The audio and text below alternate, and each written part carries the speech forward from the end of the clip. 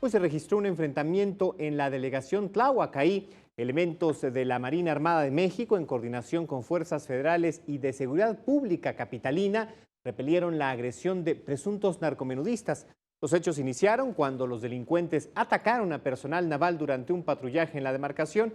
Como resultado del operativo fallecieron 8 delincuentes, entre ellos Felipe de Jesús N., supuesto líder de una célula criminal que se dedicaba al narcomenudeo, la extorsión, los secuestros y también homicidios, particularmente en las delegaciones Tláhuac, Milpa Alta, Xochimilco e Iztapalapa, la zona oriente capitalina.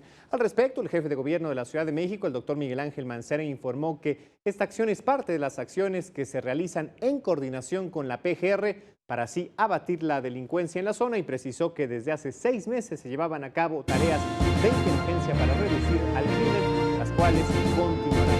El propio mandatario aseguró que el grupo que encabezaba Felipe de Jesús era principal autor de los homicidios que se han registrado en el oriente de la capital, aunque aclaró no se trataba de un cártel, sino de un grupo de narcomenudistas. Debido a este operativo, la Administración Federal de Servicios Educativos suspendió las clases el día de mañana viernes en esta demarcación para los niveles de preescolar, primaria y secundaria, a fin de garantizar la seguridad de la comunidad escolar. Las actividades reanudarán el próximo lunes. Sin embargo, recordemos que buena parte ya de las escuelas iniciaron sus periodos vacacionales.